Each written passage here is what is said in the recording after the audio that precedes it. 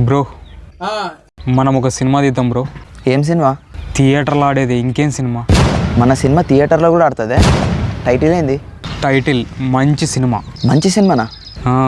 ఒకవేళ మన సినిమా బాగాలేకున్నా మన సినిమా పేరే మంచి సినిమా కాబట్టి అది ఆడినా ఆడకున్నా ఏ సినిమా తీసినారంటే మంచి సినిమా తీసినామని చెప్పొచ్చు. అప్పుడు అది నిజంగానే మంచి సినిమా అనుకుంటారు.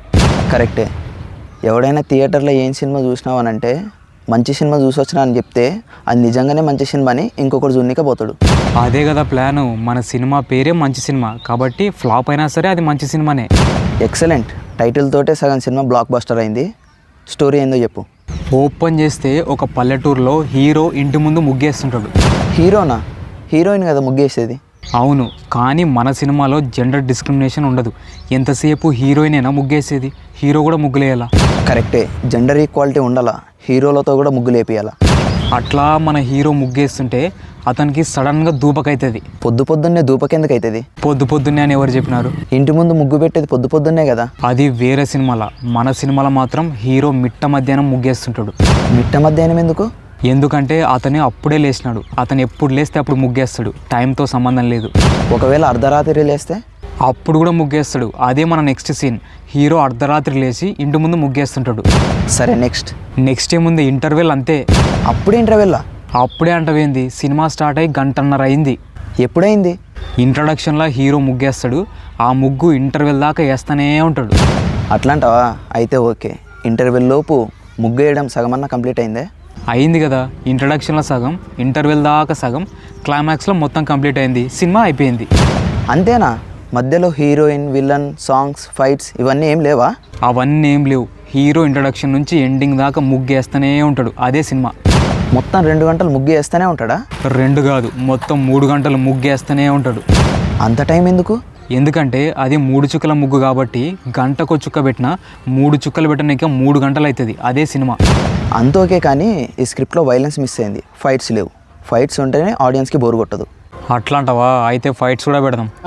ఎట్లా అంటే ఇప్పుడు హీరో 3 చుక్కల ముగ్గు వేస్తుంటాడు కదా, అందులో 2వ చుక్క పెడుతుంటే విలన్ వచ్చి హీరో చేయబట్టుకుంటాడు.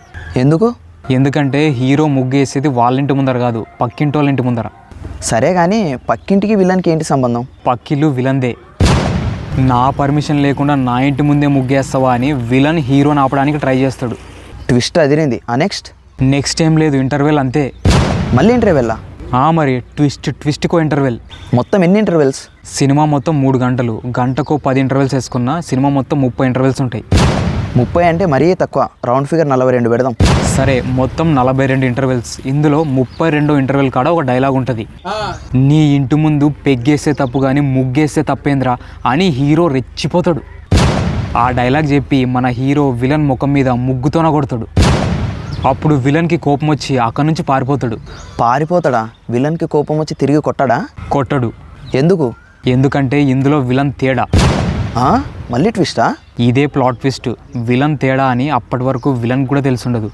ఎప్పుడైతే హీరో విలన్ చేత్తో కొడతాడో ఆ చేతి స్పర్శకి విలన్కి అర్థమవుతుంది తను తేడా అని. అందుకే అక్కడి నుంచి పారిపోతాడు. మళ్ళీ తిరిగి వస్తాడా? రాడు. ఎందుకు? ఎందుకంటే విలన్ తిరిగి వచ్చేలోగా ఇక్కడ సినిమా అయిపోయి ఉంటుంది. థియేటర్లో ఎవ్వరు ఉండరు. ఇంట్రెస్టింగ్. తర్వాత ఏముంది, ఏం లేదు. సినిమా అయిపోయింది. ముగ్గుతో స్టార్ట్ అయ్యి ముగ్గుతో ఎండ్ అవుతుంది, అంతే.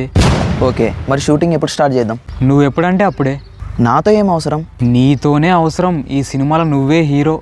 అంటే ఆ 3 చుక్కల ముగ్గేసే మొత్తం నేనేనా? నువ్వే.